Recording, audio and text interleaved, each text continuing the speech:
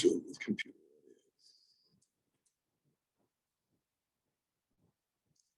audio. Huh. We have solved the problem. I don't know. Excuse me.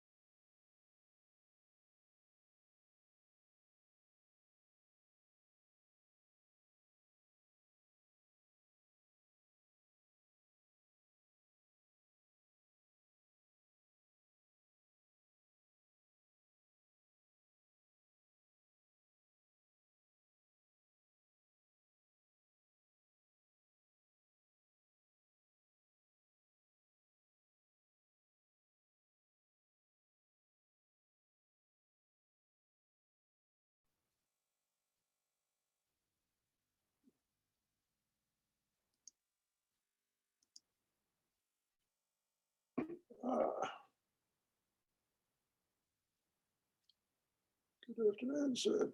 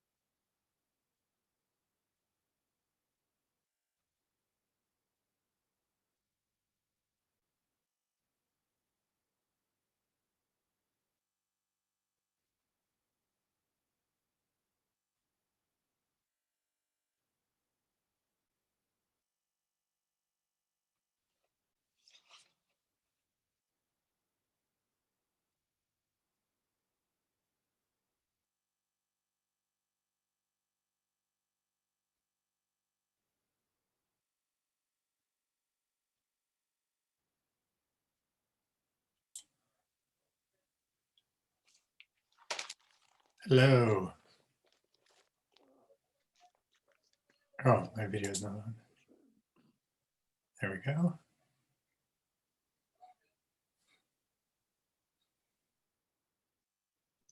Hello.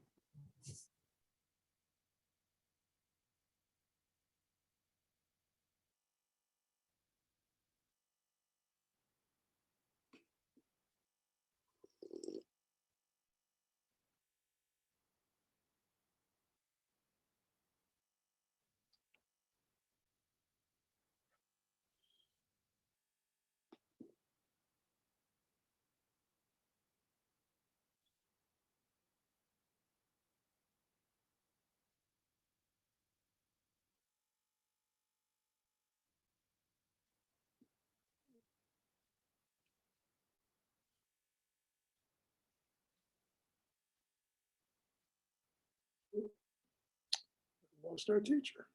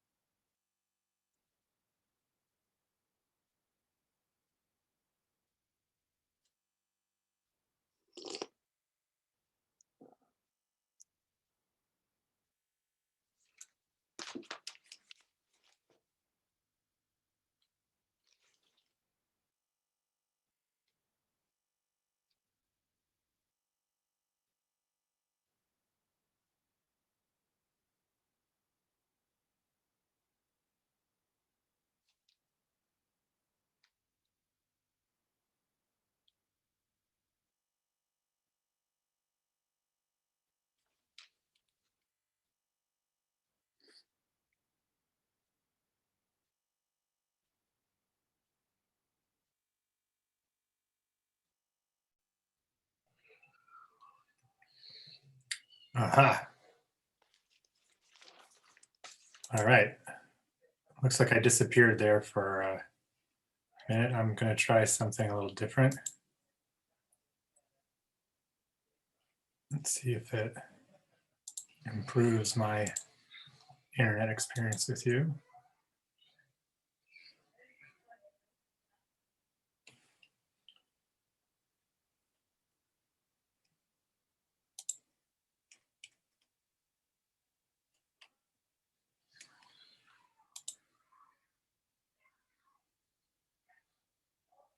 Let's see. One step at a time here. Okay, good.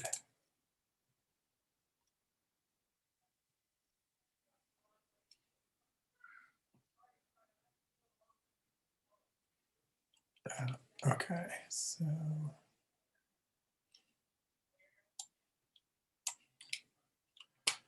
You're muted, Sid. I wasn't saying anything important. I saw your mouth moving. Yeah. No, I was talking to Marion about, I had Zoom craziness with where I teach, and right now it's a little better. I was fine for services this morning, and with like 30 people, but just with the two of you, I couldn't seem to hold the link. So who knows?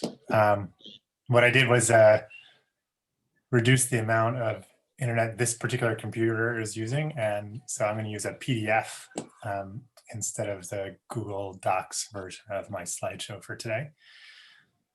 So here we are, another week. Yep. And Neil, to some of your point about last week's kind of like run through a number of texts, the texts that I go quickly through this time are going to be ones that we did in the past, but I will slow down a little bit because I do think the opportunity for conversation will matter. And so hopefully this will be better. And I will say by way of introduction too, that for the most part, I'm flipping the order of the two units that we're doing. So I'm going to address a good bit of what kind of comes out of anti-Semitism and anti-Zionism, because it kind of helps to get into what anti-Semitism is, and then go back to the unit on anti-Semitism, because that unit turned out to be about the challenge that anti-Semitism represents to peoplehood. And I think it's better to kind of understand what we're talking about before we figure out what the challenge is. So it's good that we combine these two, but they're going to kind of come a little bit in the inverse of the way it's brought to you in the source book.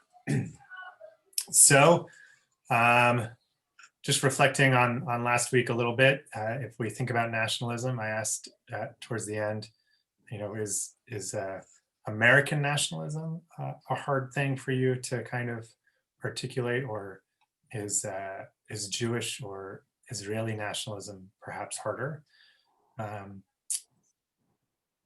I think it does play into today. So what do you think? Even if you didn't think about the question before, thinking about it now.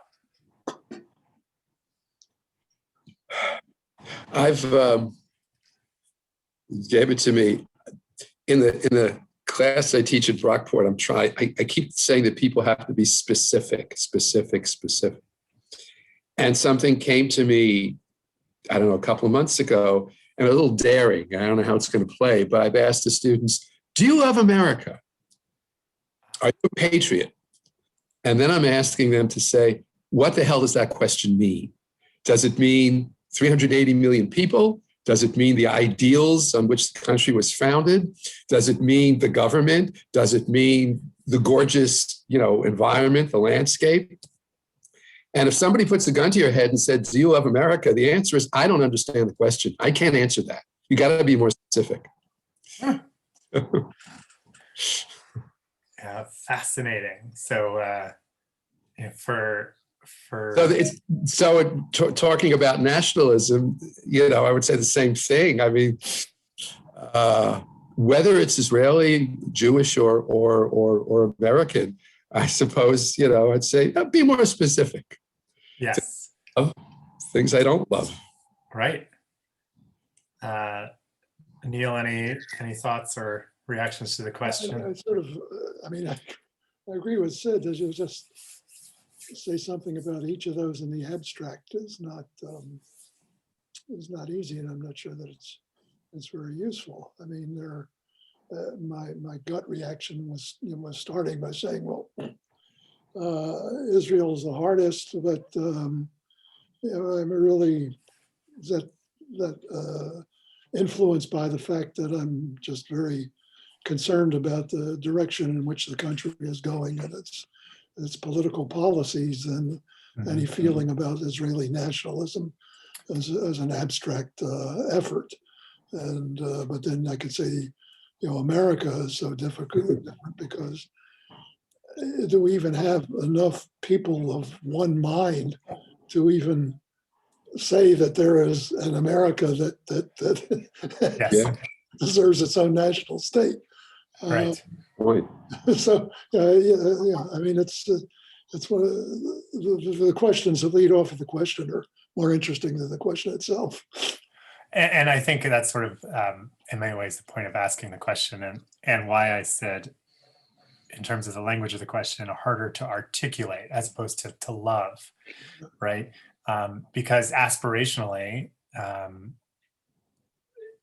think America, by and large, used to be easy, and maybe still is. That depends on how much you think of like how much the arc of justice bends, or like the history bends towards justice, right? And whether it's really a lot of zigzagging and some negative or not, all of our better souls and all those things, or if it's really some kind of populist nationalism. And the same is true of Zionism, the degree to which it represents both Jewish nationalism and Israeli nationalism. And so it's not a fair question, right? But it gets us thinking, and it gets us in this mindset of like the values and aspirations piece means a lot, and yet, right? What we say and what we're going to see today, what others say, doesn't necessarily have to be the lived reality, meaning that like people might say things that don't fully represent who they are, and if they do, right, then what do we do about it? And where are the areas of nuance and where are the boundaries? So the plan for today is to get into anti-Semitism as a topic. I'm going to present a few different definitions, I think 4 to be exact. And then I'm going to look at some sources with you. Some of them we've seen from the very first session and along the way to make it clear that, you know, what in European history was called the Jewish problem or the Jewish question was alive well before. And then sort of like, okay, well, so what do we as Jews do about that?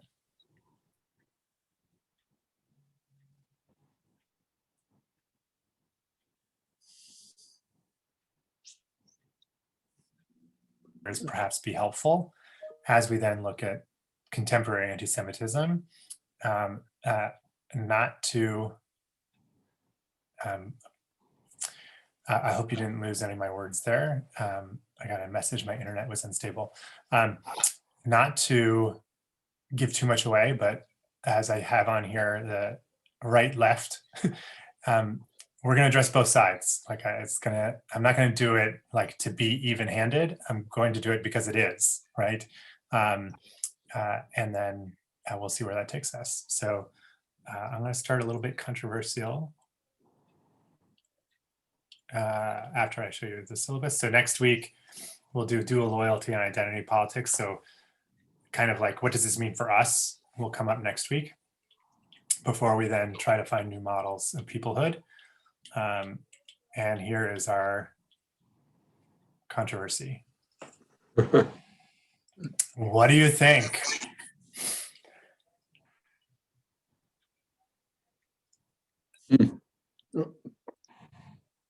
So I will tell you that in the first lecture,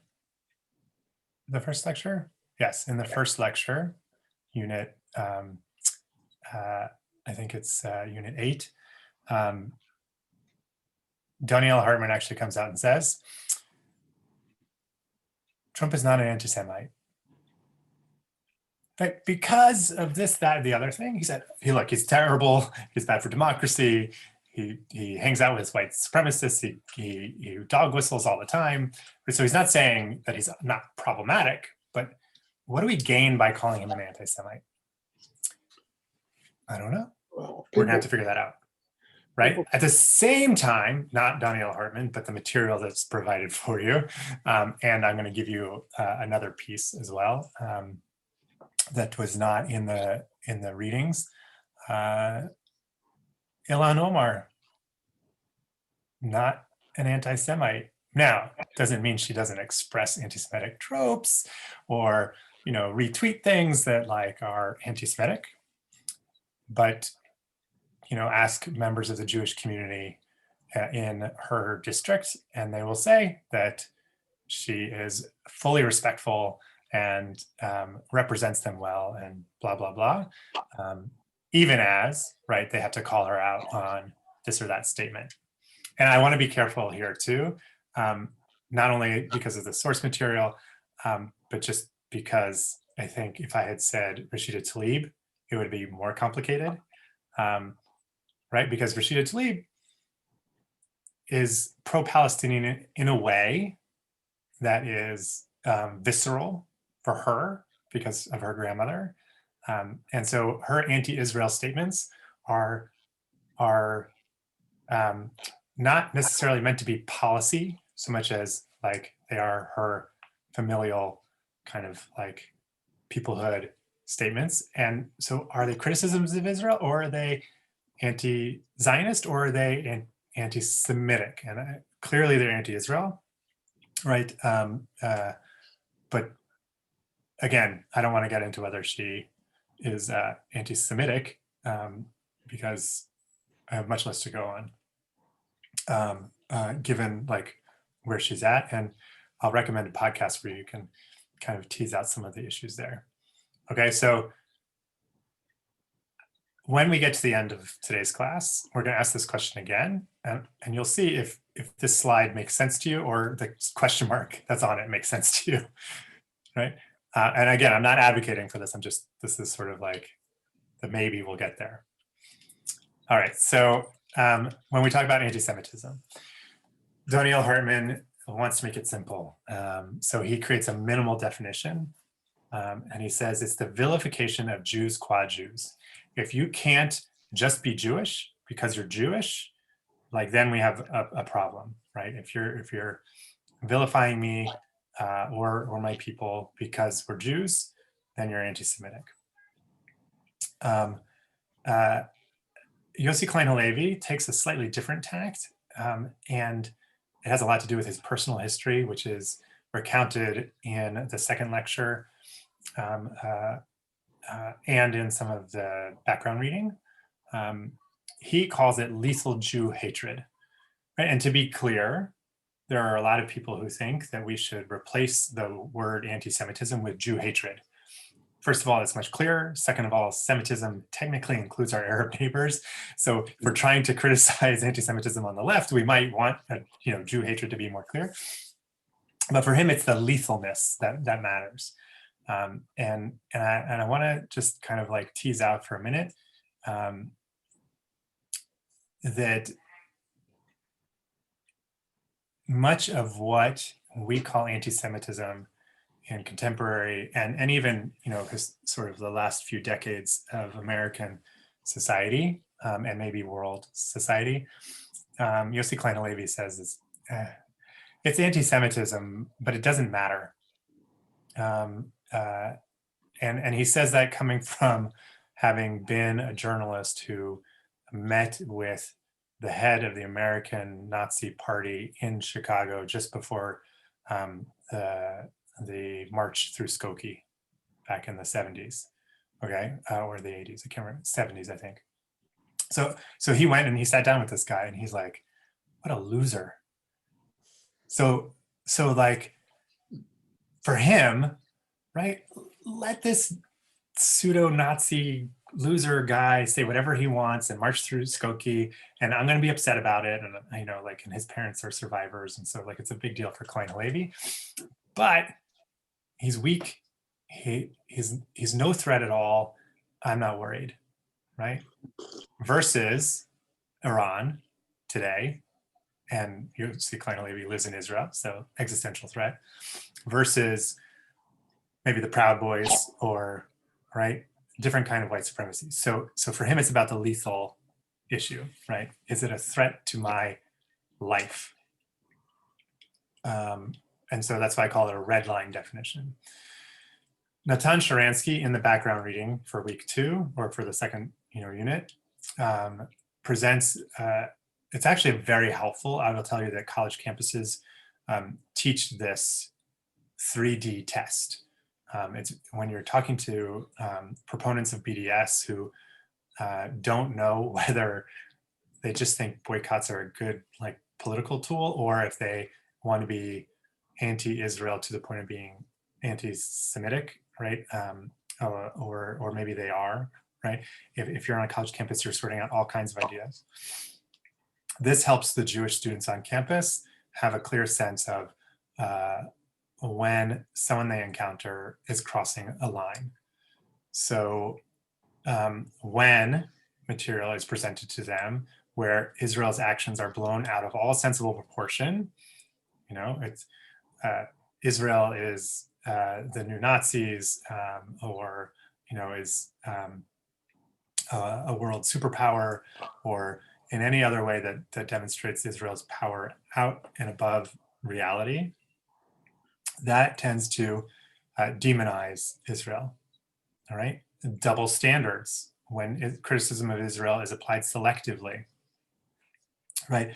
The UN is infamous for passing more resolutions against Israel or condemning Israel than for any other nation.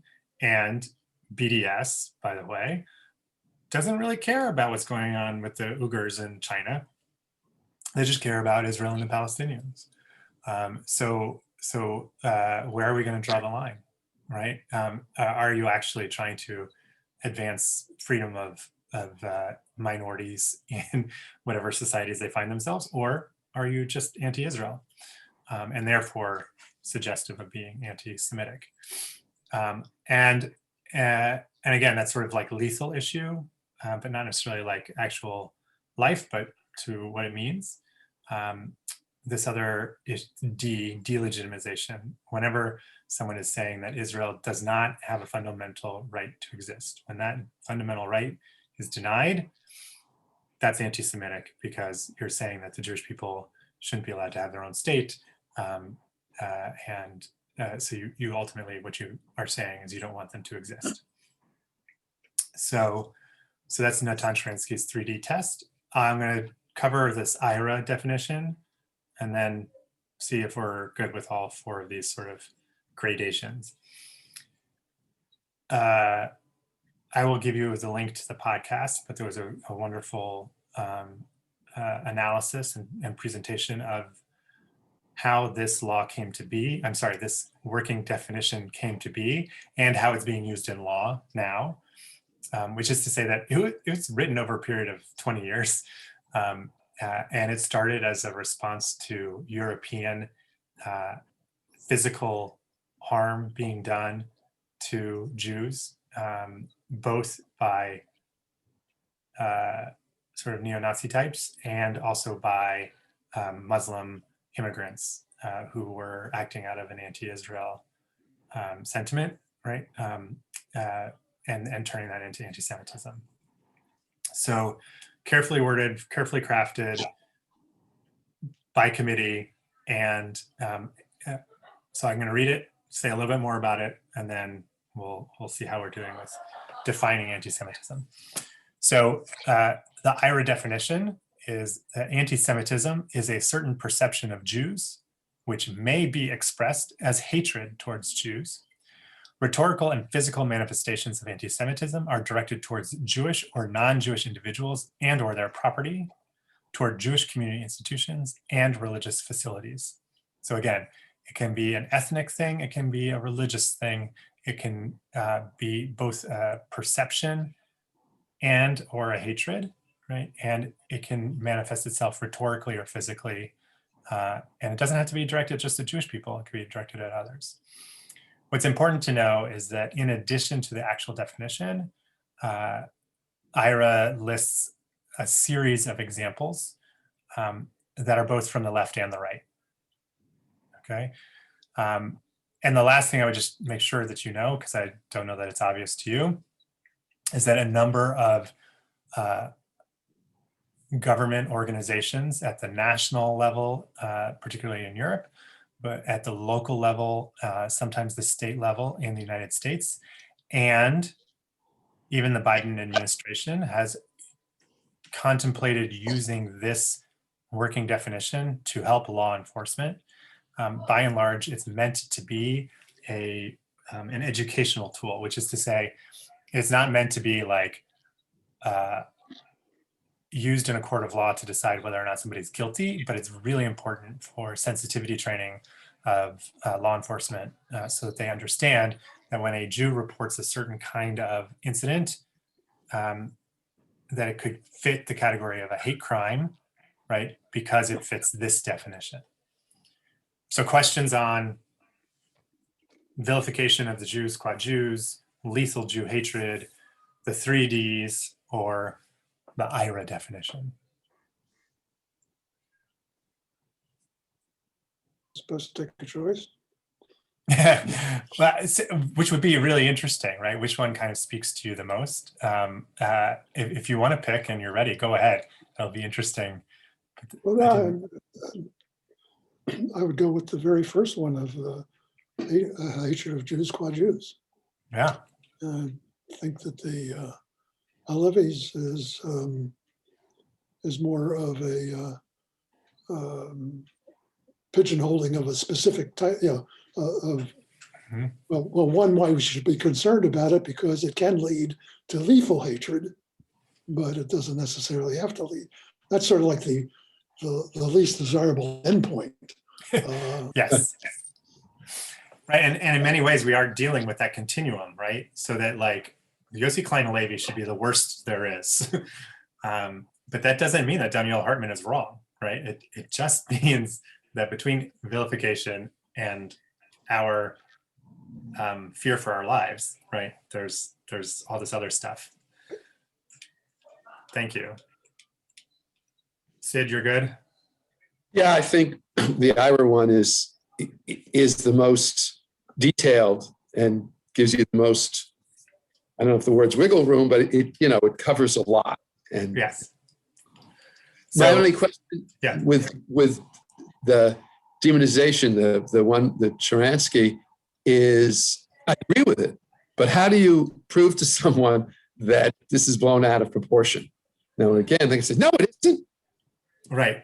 Exactly. No, and that was really the debate through the second Intifada, like starting in 2001, 2002, is what response by the Israeli government or the army was proportional given what Hamas was doing in Gaza in particular, right? The West Bank also, but really Hamas in Gaza, and or with Hezbollah in Lebanon, right? Or the border with Lebanon. So yes, I think, he wrote it in 2004 because it was meant to be helpful, but it does create conversation. Just one quick note is that, like, when I have Sarah send you these slides, and I hope you got last week's, this is a link right here, this International Holocaust Remembrance Alliance. So you could click on it and go to the definition to see the examples. So I tried to make that accessible, but the examples, it's like a long list.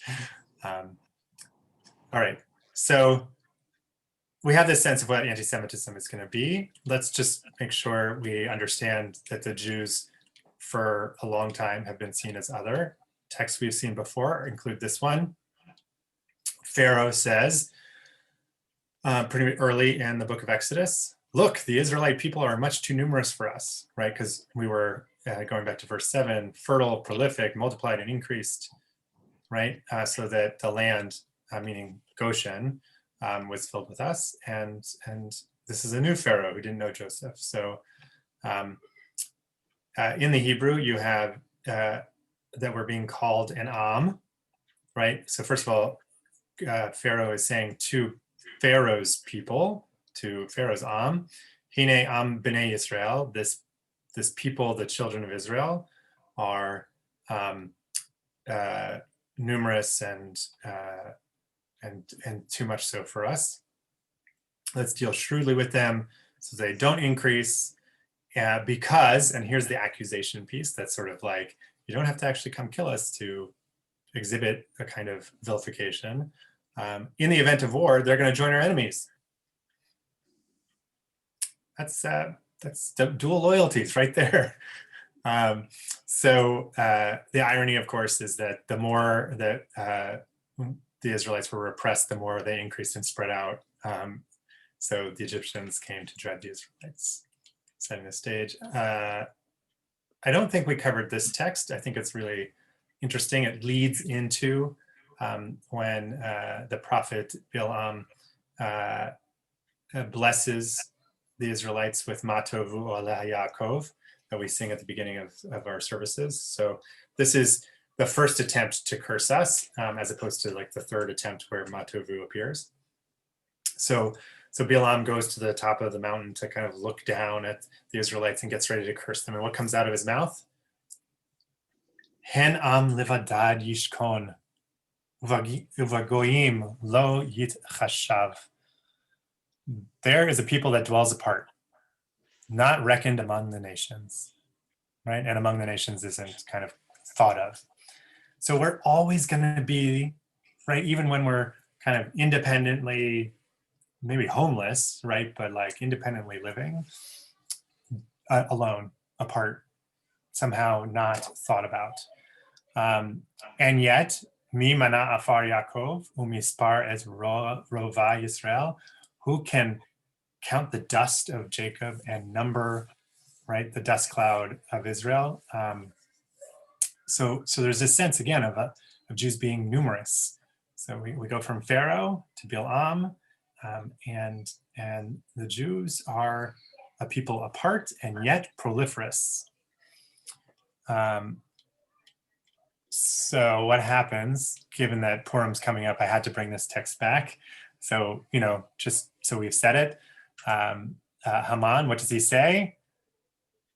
Yesh no am echad mifuzar, right? There's a certain people scattered and dispersed among other peoples in all the provinces of your realm. So it's not just here in Shushan, it's all over the Middle East, because we're told that Achashverosh, basically his kingdom extended from the western edge of Turkey all the way to India.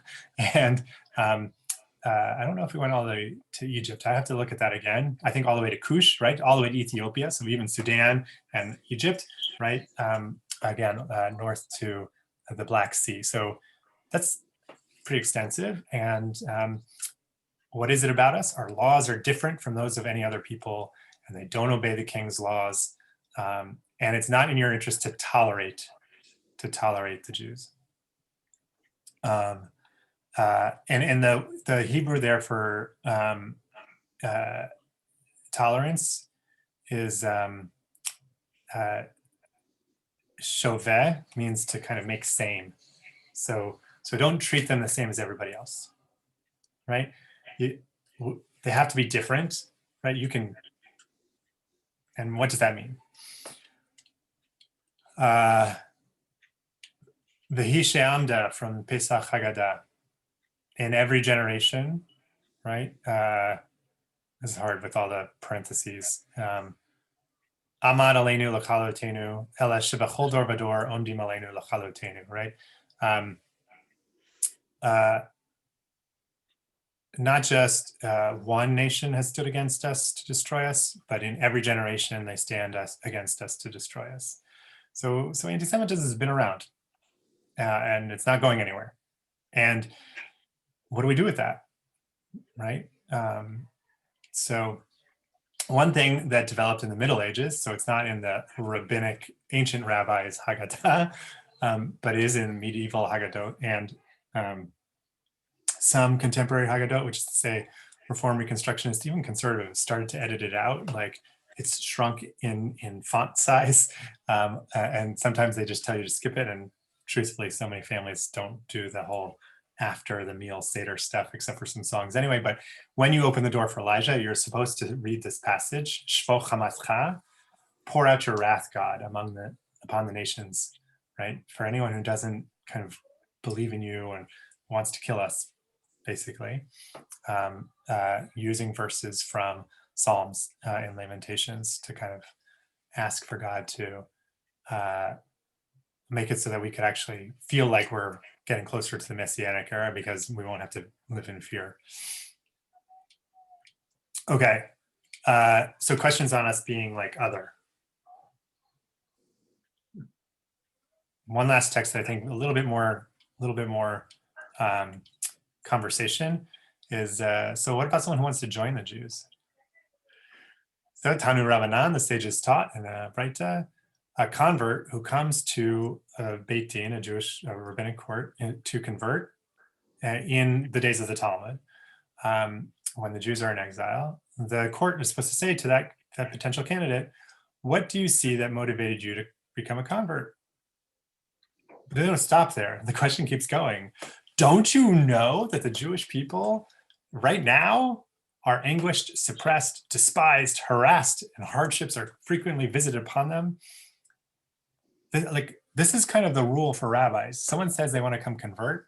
First of all, there's this whole thing, you're supposed to send them away 3 times to see if they're actually genuine in their desire, right? And what I would do is I would tell them like, oh, yeah, give me a call and I'll see what I can do for you. And if they call me, that's the first time, right?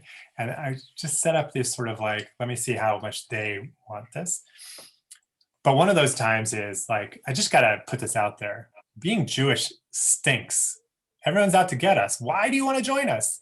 It's like it's in the rabbi's manual, right? I mean, like, it's more actually in the questions right before someone finishes their conversion. So hopefully they already answered this with their sponsor and they're learning whatever, but like it's there, okay? We're supposed to ask this question. If the convert says, the potential convert says, I know, and even though I'm unworthy of joining the Jewish people, I desire to do so. Boom, the court should accept this person, because if they're willing to take on all that service, they're good. You should be Jewish. Sound right? Sounds good. Yeah.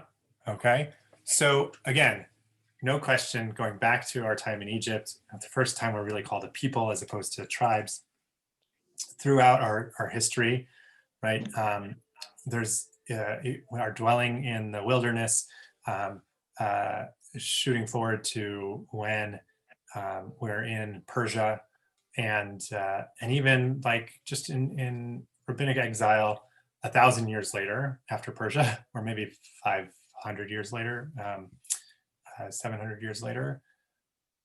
What it means to be Jewish is to be apart, to live among the nations, and often to be described as some sort of insidious kind of multiplying body politic, questionable loyalty, right? And beset by all kinds of harm and harassment. Give one complicating Please. thought here before we leave these things is with respect to Haman, and that is motivation. Yes. Haman's motivation has nothing to do with Jews being Jews. They're just getting in the way of his ambition and his goals, and so they mean nothing to him, and he just wants to get rid of them. So Neil, I'm glad you said that, because there are two aspects to Haman feeling that way.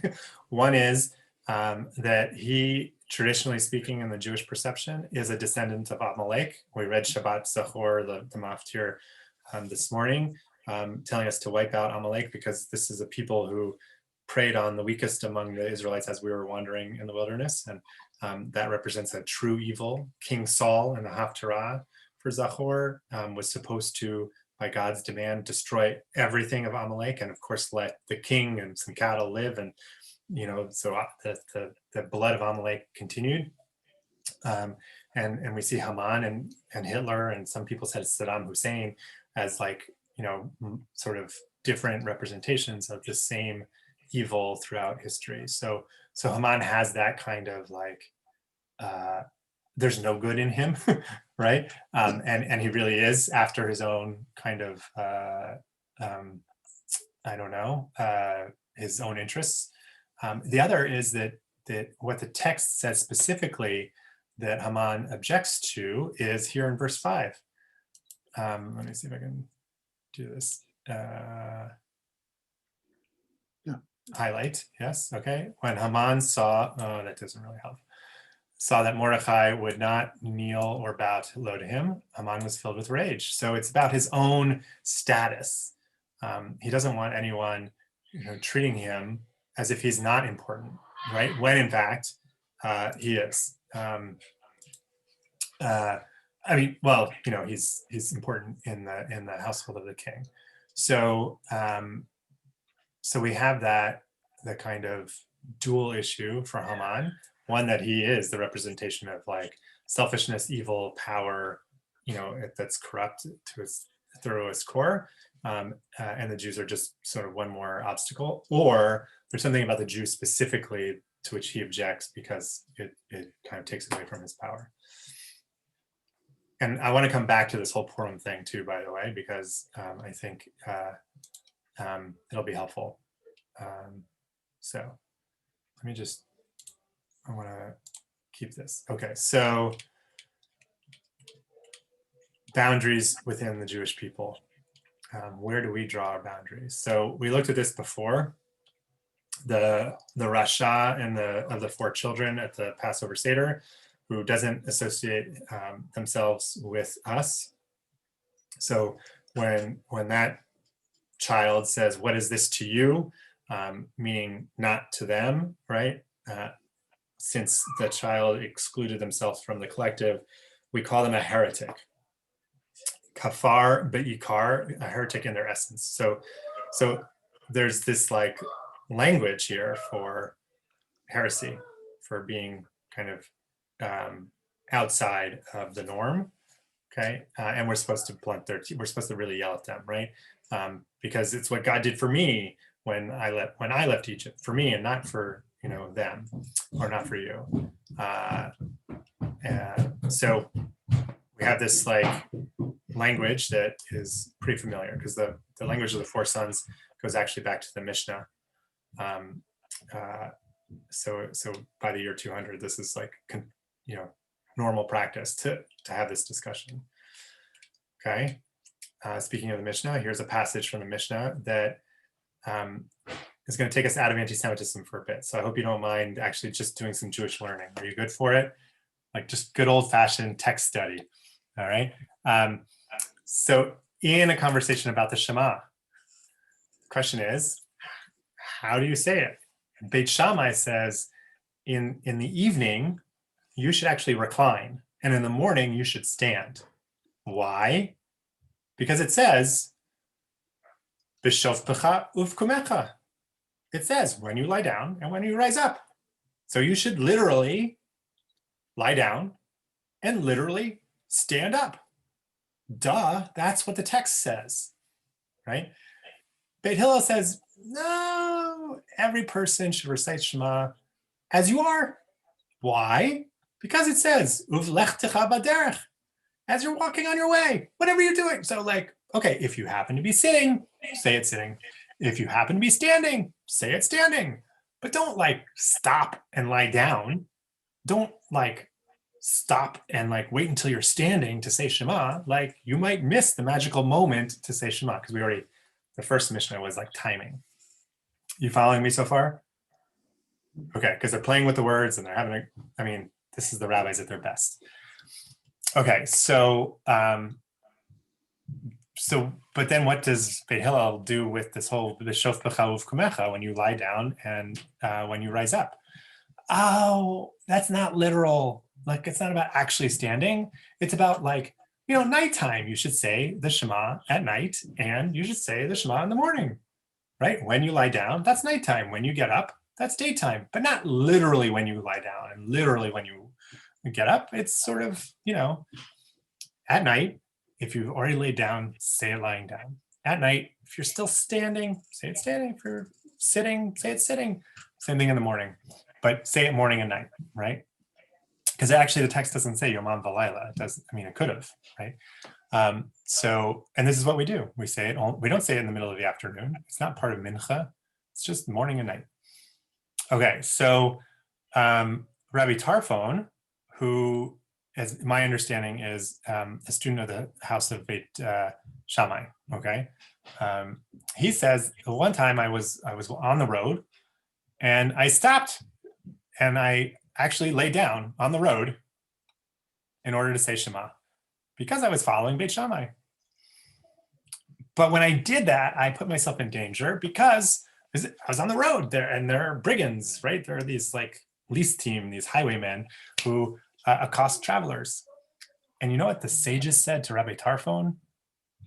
They said, you deserved to lose your life because you transgressed the statement of Beit Hillel. This is not the way the rabbis normally talk to each other. So I want you to know that there are plenty of texts about like, oh, Beit Hillel and Beit Shammai got along lovely. Like, these and these are the words of the living God, and pluralism is wonderful, right? We have lots of those texts.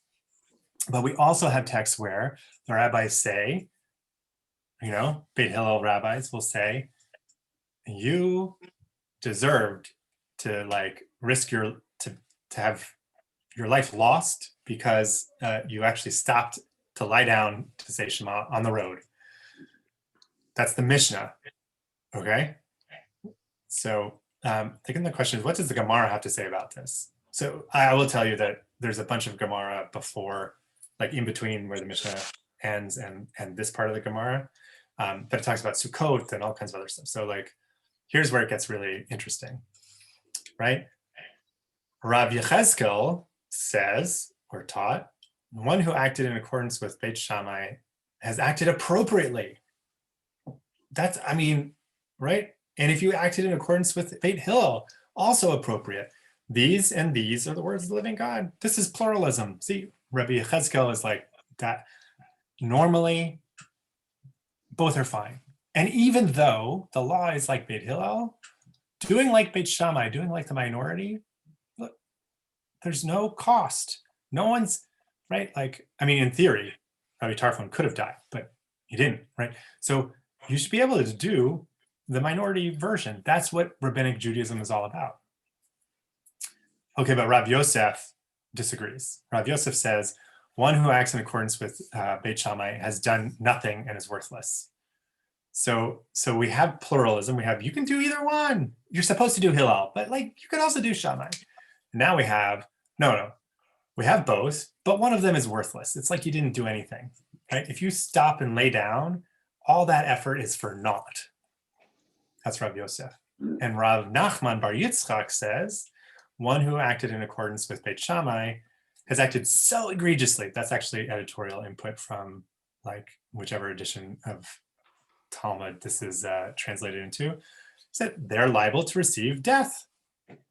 Right? The same thing that happened to Rabbi Tarfon that the sages said, Rav Nachman Bar Yitzchak is going to bring back. And he said, as we learn, Rabbi Tarfon said, I was coming on the road, I stopped to recline, and I did that with, because Beit Shammai said it was okay, or I thought that was a good thing to do. And I became endangered to the highwaymen. And the sages said to him, you deserve to be liable with your life because you transgressed the statement of Beit Hillel. So these categories are going to matter. We have the majority minority opinion, and both are okay. We have majority opinion is it. It's the bee's knees. And if you do the minority, it's like you didn't do anything. And then we also have, right? It's not like you're bad. It's just like you just didn't do anything. And then we have actually, no, you put yourself at risk. Like that was bad, right? Don't do that. So three gradations. Good. All right. It's nice to do some text, like instead of getting, it's all about us. Some of this is not about our identities. It's just about how we think. Okay. So same leveling when it comes to punishment. Okay. So in the Tractate of Chulin, which talks about different kinds of produce that is not holy, it's whole, it's worldly. Okay. What do we do with the korbanot, with the sacrifices brought by sinners, Jewish transgressors? Okay, and the rabbis say we should accept their offerings. Just because someone transgressed the law, is sinful in some way, doesn't mean don't let them bring a sacrifice. Let them bring a sacrifice because maybe that will help them repent. We want them to do tshuva. Right, here's tshuva right here. Okay. But there are some people we don't accept it from. The mumar, which is a very specific category I'll come back to in a minute. The one who pours a libation towards idolatry. So like you still kind of do a little bit of like Zeus on the side, okay, or any other of the gods of the Near East. And the person who desecrates Shabbat in public. In private, you can desecrate Shabbat and no one's going to say anything. You can still bring your sacrifice. But if you do it in public, then the message you're sending is, right, a certain level of heresy.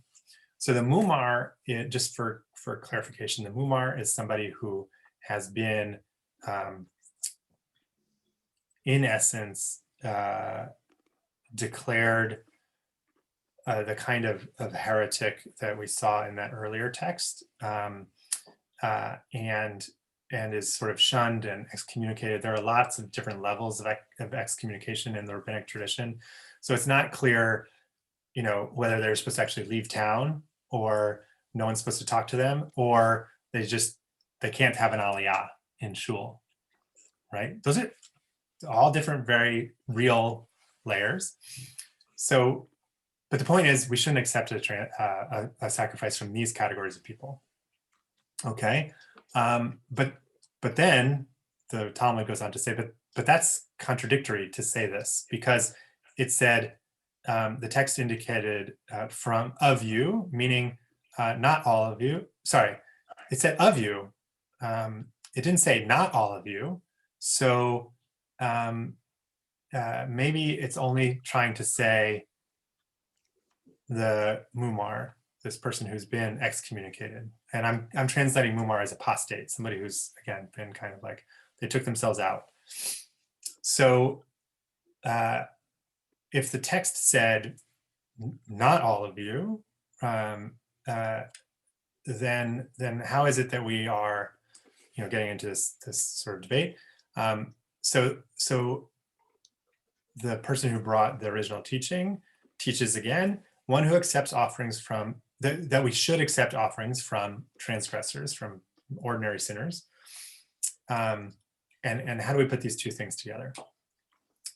It's not a self-contradiction. The first clause, okay, that said, don't take something from the mumar, that was talking about a mumar in the entire Torah, right? Someone who rejects everything. And the middle clause, which was sort of what we were dealing with here, says that we can accept an offering from a sacrifice from an apostate who's only, an apostate with regard to one issue. So there's a famous character in the Talmud known as Acher, or Elisha ben Abuya. And for those of you who may or may not have read Milton Steinberg's As a Driven Leaf, it's a novelization of that character. He leaves Rabbinic Judaism to explore Greek logic because he witnesses a boy being told by his father to go fetch eggs from the bird's nest, and so the boy does it, right? So he's obeying, he's giving honor, kavod avim. He's like doing the commandment to honor your father and mother, listening to his dad, climbs the ladder, goes to the bird's nest, and what does he do? He shoos the mother bird away, right, in order to get the egg. Okay, both of which are two instances in all of Torah where it says, like, if you do this particular mitzvah, then your life will be longer. And what happens? He falls off the ladder and dies, right? And so this begins Elisha ben Abuya's apostasy. He's like, that is like a contradiction of everything the Torah is meant to be. So I'm out. And what ensues is a number of sequences where Elisha ben Abuya appears as Acher, as other, literally other, right, in the Talmud, talking to other rabbis, and Rabbi Meir in particular, one of his students. And Rabbi Meir is trying to keep the conversation going, seeing if he can get Elisha ben Abuya to come back. And what does Elisha ben Abuya say? It's like, I'm riding my horse, you're walking, but we're about to actually get to the end of the boundary for Shabbat, the Eruv. So you should stop. So Elisha ben Abuya hasn't given up on all of Judaism. He's just given up on the logic of it. So is he a mumar of all of the Torah, and we shouldn't accept any of his sacrifices, or just in one area? Right? How do we let him in and keep him at a distance? So our rabbis were interested in this possibility of subtlety, right? First of all, you can be a Jew who does the wrong thing. You can dabble in occasional idolatry.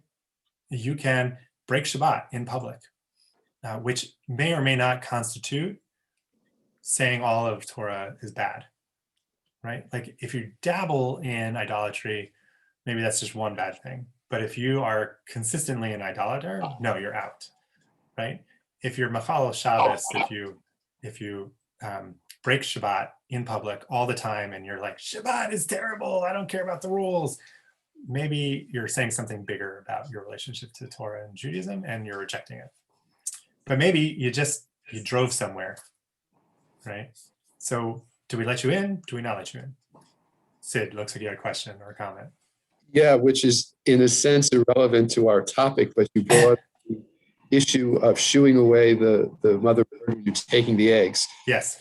And that and I've heard two versions, an argument over what is behind that.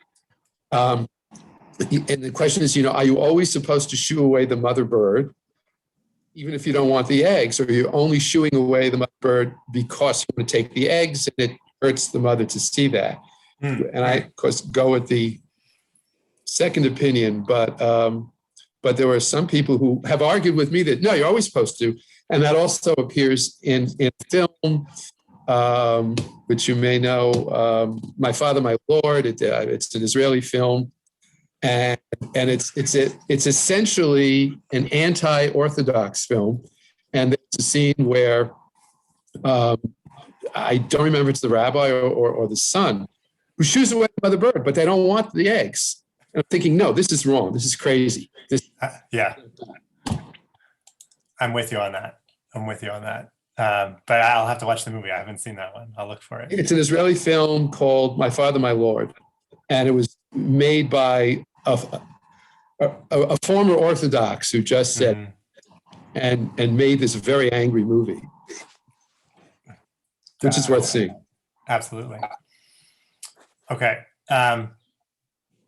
So again, what I love about this is like it gets us just, these texts allow us to like expand our mind and think what's really at stake here, right? And is this like an all the time rule? Or so the rabbis, when they did this, they weren't thinking like, when it comes to anti-Semites, I want to distinguish between the person who says something that they heard but didn't like Snopes.com it, right?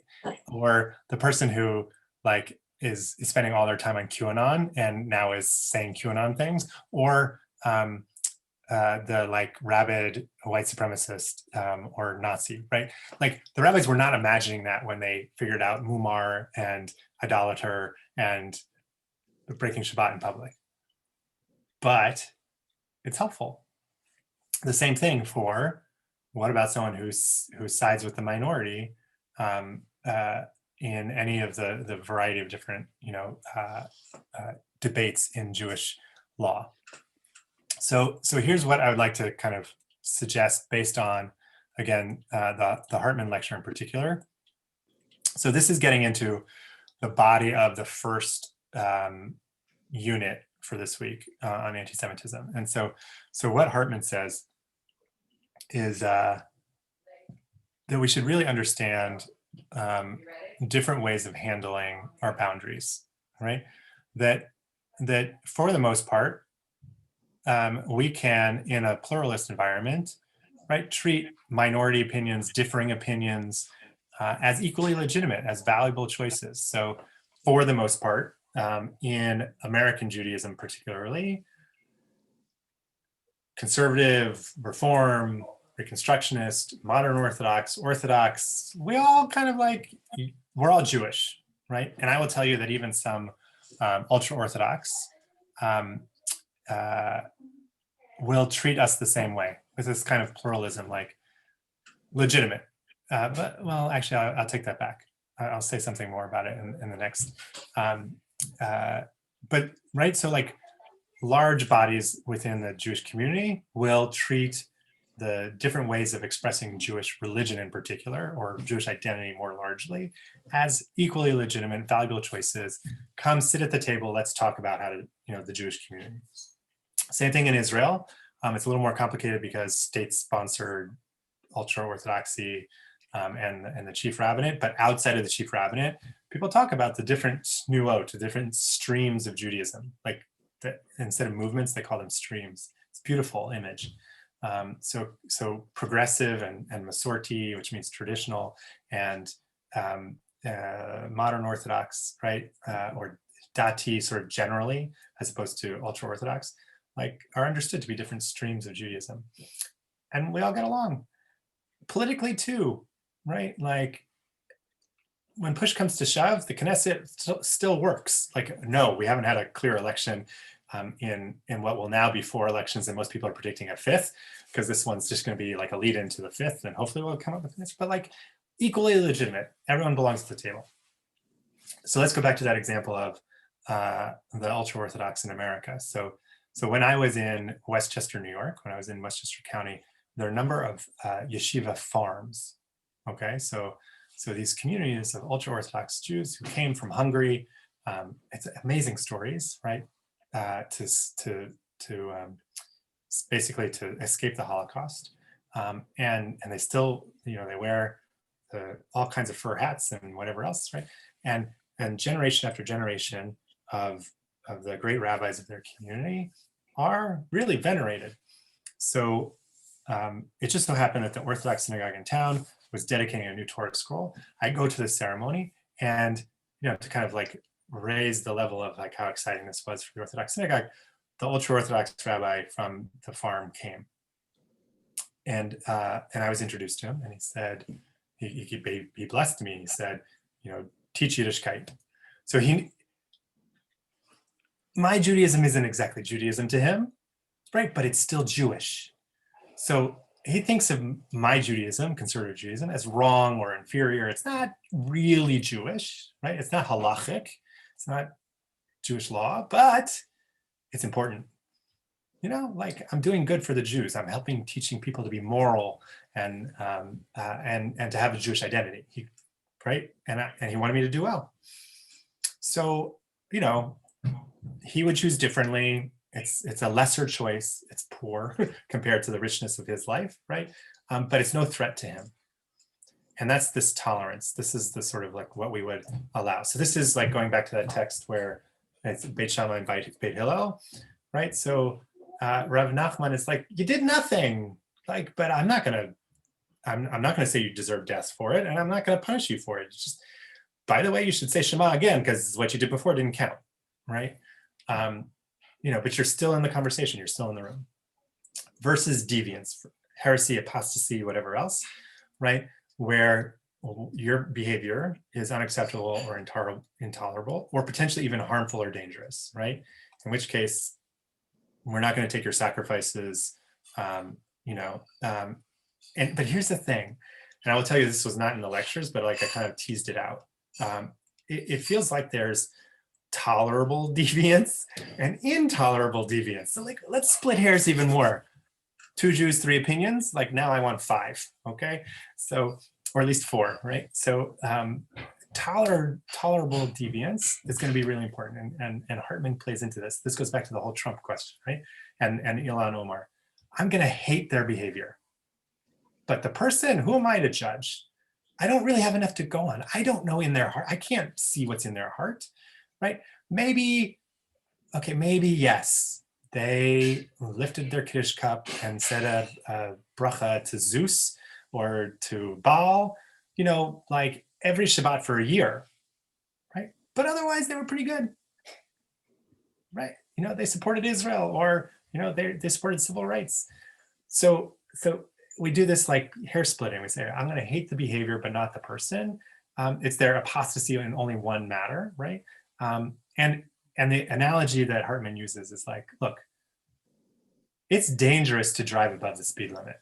Like, okay, maybe on a highway 65 to 75 is acceptable. Some places that speed limit is actually 75, but more than 75 miles an hour, you're meshugana, right? Like, and when that car passes you, you're like, what are you doing? Right? But we would draw the line very differently for someone who was drinking under the influence, right? Or while intoxicated. So DWI, DUI, no, that get off the road, right?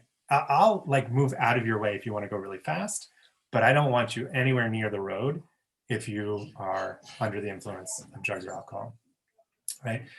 So that's intolerable deviance, right? And look, usually it's more serious than driving a car, but, right, we know that both those cases could be truly harmful. Questions about the boundaries? Okay, I have a question. Say that again, Deborah. It sounds to me like at the times of the Mishnah and Gemara, they wanted conformity, total conformity. Didn't want individualization. Yeah. So it's interesting that you put it that way, because again, in the Mishnah, Rabbi Tarfon is the one who's told that he deserved to die, and the Gemara goes and softens it. The Talmud in the 400 years after the Mishnah, puts Rabbi Nachman in the middle and says, like, maybe it's not so bad, right? First of all, the sages are saying, no, actually it's fine, because they've learned to argue with each other.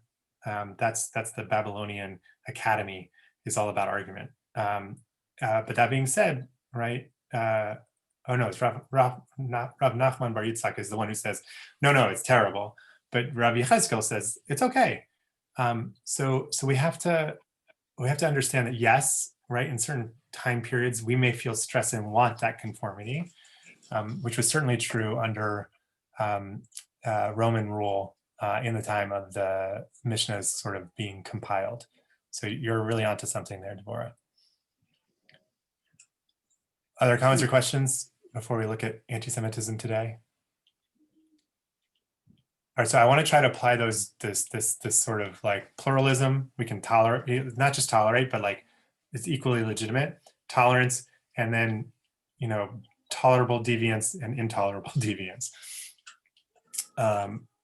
So this piece, I'll be honest, because I think this is important to how we think about anti-Semitism. When I remember when and why this was written, I get worked up. My emotions start to like play on me a little bit. So October 29th, 2019 is in the wake of the Pittsburgh shooting at the Tree of Life Synagogue. Okay, so this is a response to that. And just a little bit of biography, like I grew up in Houston, Texas. I was made to feel different. Every day I went to school. In 4th grade, they were going to do a nativity scene. And so they said, oh, you're Jewish. You show us Hanukkah. Bring in, you know, the menorah. And I was like, not sure I could remember the blessings under stress. Like I was whatever it is, 8 years old, or 9 years old, right? And I eventually started to feel special because of that, instead of negatively like picked out. But plenty of incidences of you know, casual anti-Semitism, like coins on the sidewalk. Oh, are you going to pick that up? And as I shared with this group, I think you know, when I was in my 20s and I worked in the North Georgia mountains, like, you know, it's my kippah covering up my horns. Right, so I grew up like, okay, you know, but no one's going to hurt me. And this is what Yossi Cohen Halevi was sort of saying, is like, those anti-Semites are like, they're not going to do anything to you. They're just, they're like, they haven't grown out of their immaturity.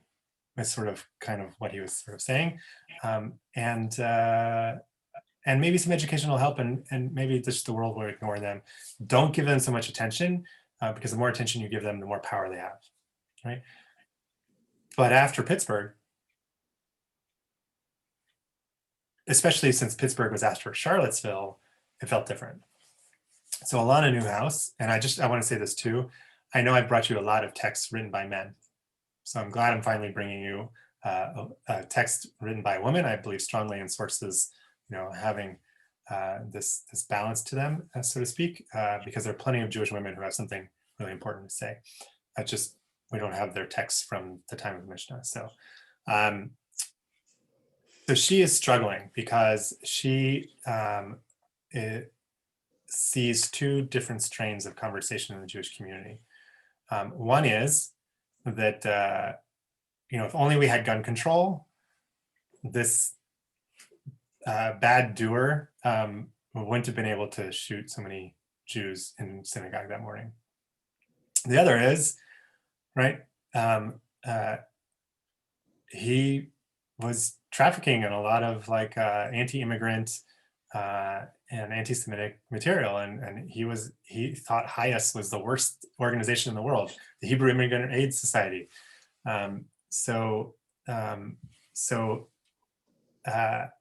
She said here, to explain Bauer's motives as anything other than the purest expression of the thought virus he carried, you know, is to participate in the killer's own sickness. Like you have to say that it was anti-Semitism, is her point. And she says both on the highlight was here already, but on both the right and the left, the reality of anti-Semitism shows a profound misunderstanding. Sorry, dismissal on the right and the left shows a profound misunderstanding of what anti-Semitism is and how it operates.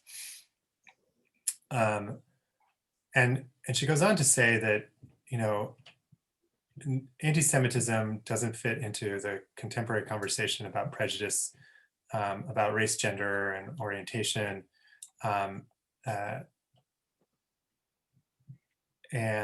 this sort of sense that we're all like trying to kind of like, you know, advance human rights. And so, you know, the degree to which we talk about gun control or mental health instead of hatred, you know, takes us away from this other piece on the left. And then we're also supposed to think that, like, by the way, anti-Semitism, it happens there, not here. In America, we're safe. It's a European thing. It's like, it's a German thing. And no, it's not. So she goes on to say that people who argue that the powerful people who consort with anti-Semites don't mean it, or can't be held responsible for their actions or alliances are not our friends, whether they're on the right or the left, right? They're friends of people who want to kill us. So it meets that lethal definition. And even if you're not the actual one who wants to kill us, right? You're the friend of that person. So you're engaging in vilification or somehow the 3Ds, right? And that cannot be tolerated. So again, both sides. And I want to talk about one more contextual piece before I bring the next text, which goes again to this right-left thing. The American understanding of anti-Semitism, by and large, and I don't mean the Jewish American, I mean the American, really felt like with the demise of the Nazis and the end of the Shoah, that kind of anti-Semitism would never rear its head again.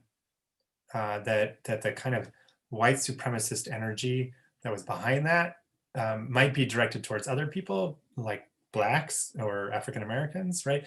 But like, we were not as at risk as, because like all that hatred kind of went away with the demise of the Third Reich.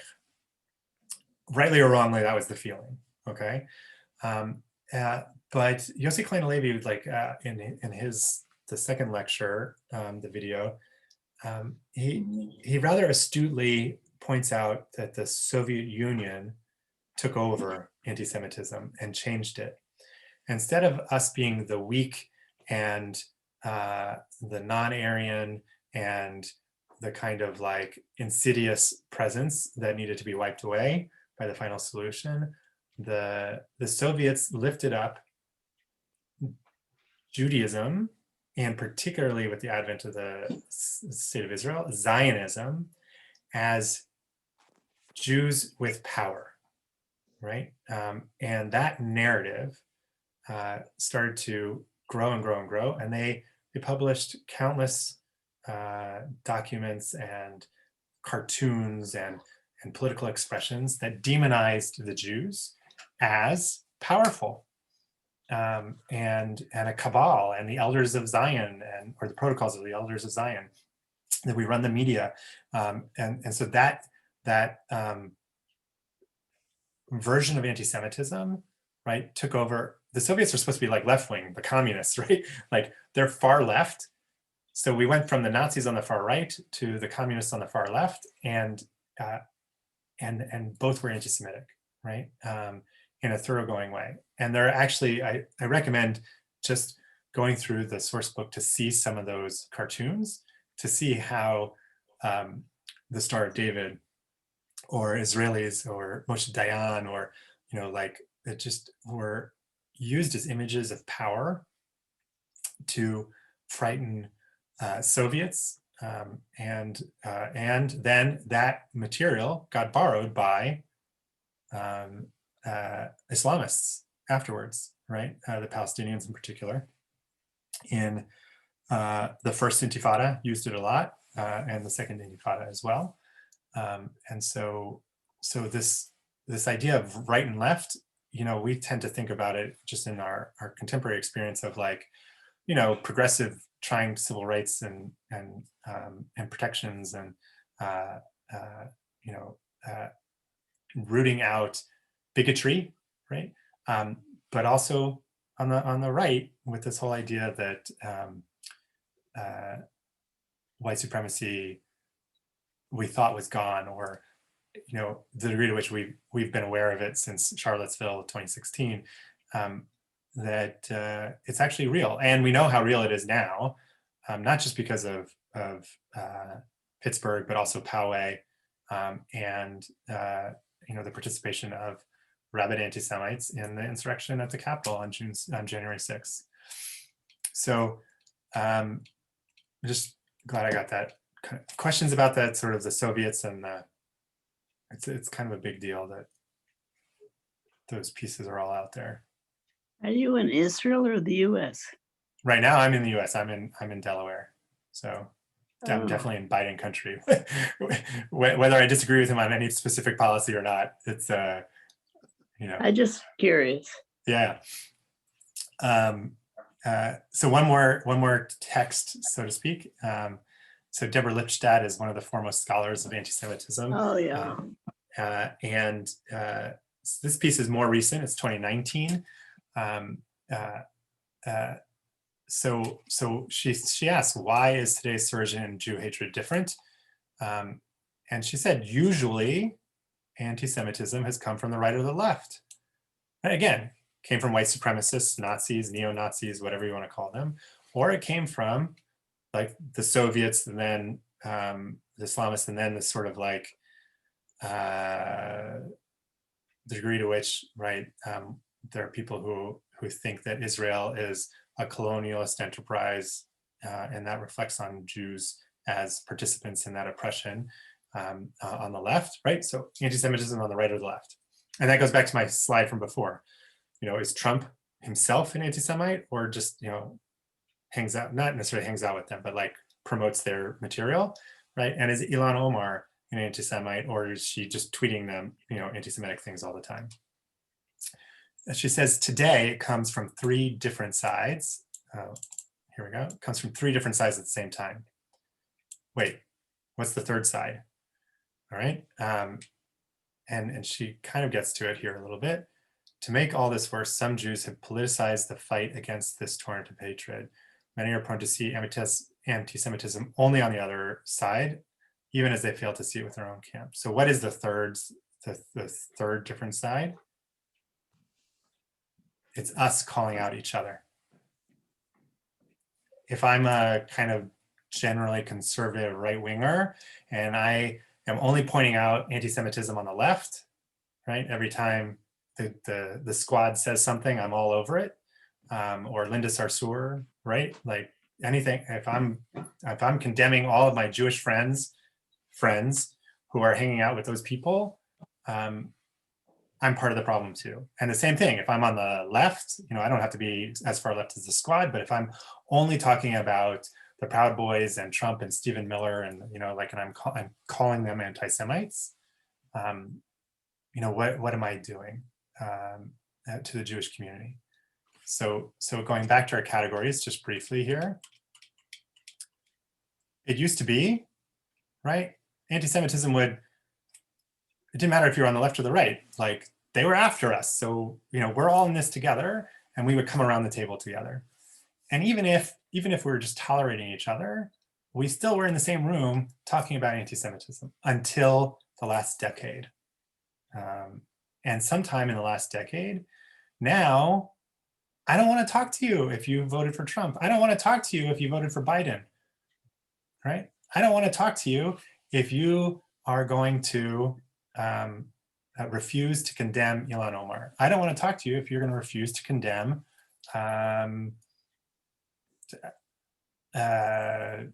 any of this sort of like Marjorie Taylor Greene, right? Because we're drawing lines, and then we're drawing it in our own community. And the question is, like, if we're going to operate in this deviance, can we at least avoid intolerable deviance, calling each other intolerable? Because when we start canceling each other, shunning and excommunicating each other, we have trouble. So minimally, if we can like name the behavior, say, I disagree with you, I don't like it, it really matters to me, but not hate the actual person, we have room to grow. And that's why I named my fears. When I said to you, like, I grew up with this kind of anti-Semitism, but Pittsburgh changed things for me. Like, fear is real. This, like, some of you have mentioned like what it was like to try to like walk to school when you were growing up in the neighborhood, and what, like, anti-Semitism is real and it's dangerous, right? But if we're going to spend more time poking at each other, then we're never going to combat it. And we also, by the way, we're going to lose a sense of who we are in our own identity. So this tolerable deviance gives us room that's like short of tolerance. Instead of my saying like, I would choose differently, I'm going to say, I abhor what you're doing, right? But I don't abhor you.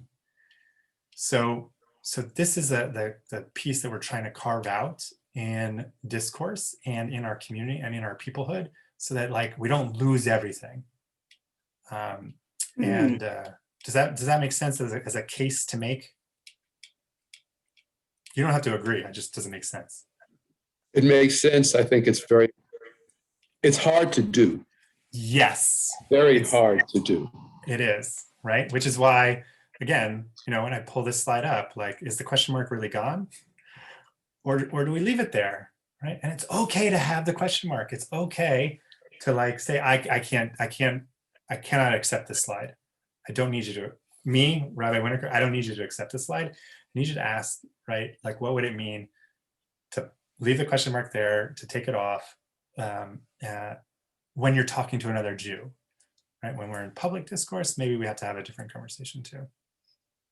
Just how hard it is to do. I was appalled at myself and yet understood it when I read the headline about Limbaugh, and I felt happy. And I said, my God, how could I do that? But to me, he was, and I'm glad he's been expunged from the earth. So I don't know that that's the right attitude to have. So for you, Sid, I recommend a thought piece by Daniel Gordis, where he engages with Caroline Glick, who praised Limbaugh as an angel after his death. And Gordis is like, no, are you kidding me? Like, and here's how he was bad for the Jews, right? And bad for American democracy. And it's okay to say so, right? Who are you talking about? So Daniel Gordis is, I know Daniel Gordis, but who is you? Oh, Rush Limbaugh, the talk radio personality. Yeah. Right. And part of the point that he makes is that Gordis makes is like, everyone in Israel is so worried. Is like, when is Biden going to call Netanyahu, right? Or how long is it going to take Netanyahu to call Biden? Which also, by the way, took like 4 days when Biden first was inaugurated, not like elected. It took Netanyahu hours to offer a eulogy for Limbaugh, right? So that's what Gordis is getting into, right? Like, who are our friends? And do I call out Netanyahu for, right, playing to that kind of right-wing, whatever that played into white supremacy and misogyny and all kinds of other things, but he was pro-Israel. Wow. Yeah. Depends on what you mean by pro-Israel. Well, and that's another issue too. Yes, right. So, because as I said, that question we have there, it seems to me there were two actually. The one issue that really makes it difficult to talk about whether someone is anti-Semitic or not is the overlap of the politics having to do with the creation of Israel and justice for the Palestinians, if I can put it in a crude statement. And there are people that have legitimate stands on both sides of that question that are not anti-Semitic, but they have a lot of anti-Semitic followers, and they use a lot of anti-Semitic tropes, but their basic motivation back and forth is not necessarily anti-Semitism in the sense of being anti-Jewish. Right. or Jews. No, and in the world of politics, right, the question is like, do we amplify those tropes by addressing them, or do we let them be like, you know, a bunch of losers trying to affect change? Because some of them are not losers, right? Some of them are really loud voices. And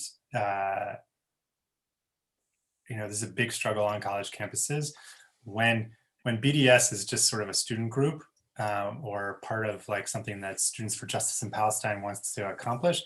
But when they get the student council to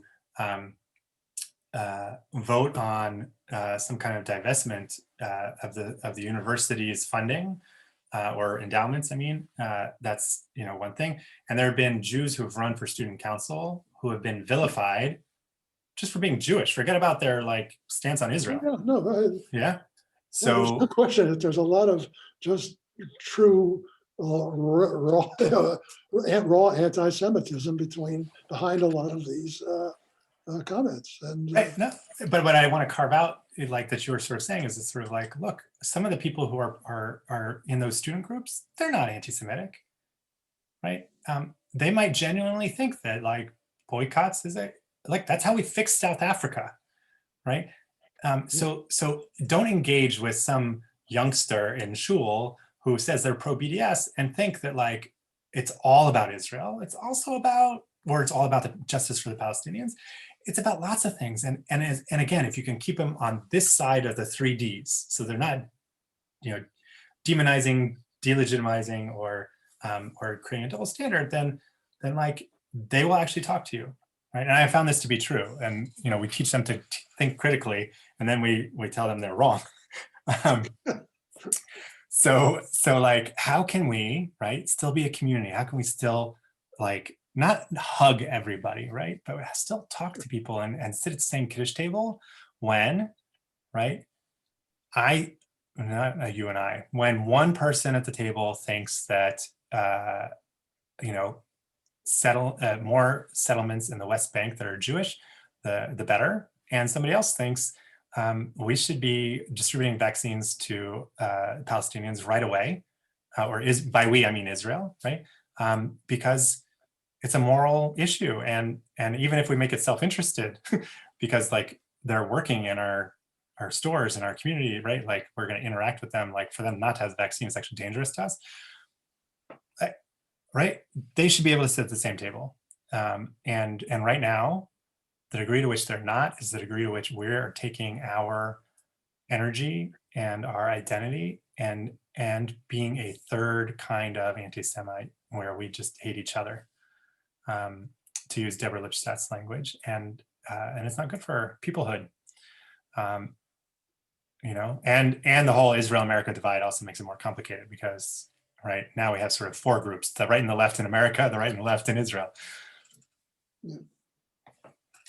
So just with a couple of minutes left, I want to point out the things that are here. Okay, so this pastoral letter to Shir Tikva is a Reform synagogue in Ilan Omar's district. So the rabbis jointly wrote a pastoral letter to their community condemning certain statements by Ilan Omar and by President Trump. And so it's this sense of even-handedness about kind of like trying to make sure that we don't lose focus of our values and what we're trying to do as Jews by getting involved in a political argument.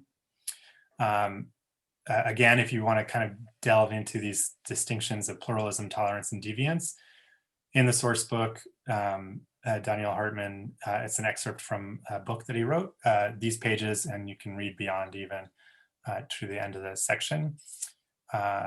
Those cartoons, political cartoons, and a little bit more about them is on page 191 to 201. And then in addition to the actual working definition by the International Holocaust Remembrance Alliance, the most recent podcast by the Hartman Institute, it's called Identity/Crisis, talks about how this working definition is being used in law and not. And the conversation is fascinating in no small part because it goes back to actually a sequence where one of the speakers describes what it's like to be among Congress people during the impeachment, reflecting on the first impeachment, reflecting on what it was like to pass the, I forget exactly the language, but like when Ilhan Omar said her anti-Semitic things, the House voted on an anti-bigotry kind of statement, right? They didn't condemn her anti-Semitism so much as they condemned all kinds of bigotry. And what was that like? And so a Jewish congressperson says, you know, we've never been less safe.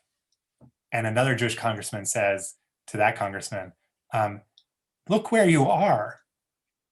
You're a Jew elected to Congress, representing your district and making laws for our country, right?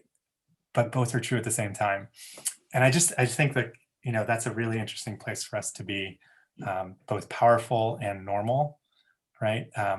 Sort of still afflicted and still worried, right? But if we're going to remember anything, and so I mean this truly for Purim, when we get to reading Haman's name and shaking the groggers and making noise, right? Try to remember like how wonderful our tradition can be when we stick to like not what others are doing to us, right? But what we make of that, what we make for ourselves in that story. That like, even when we're supposed to be scared of the people like Haman, of Amalek, and all the sort of evildoers and anti-Semites in the world, we're making noise and we're having a party and we're creating joy. So if we can do that on Purim, and you and I can study like real Talmud and like just get away from the actual topic to come back to categories, right? We have something worth continuing the Jewish people for. All right. Any other comments or questions before we say Shabbat Shalom and gather again next week?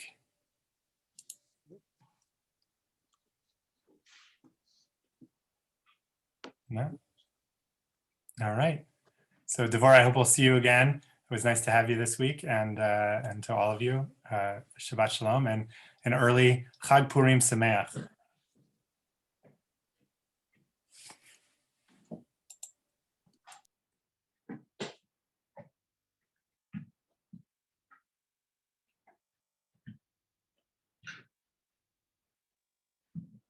Bye.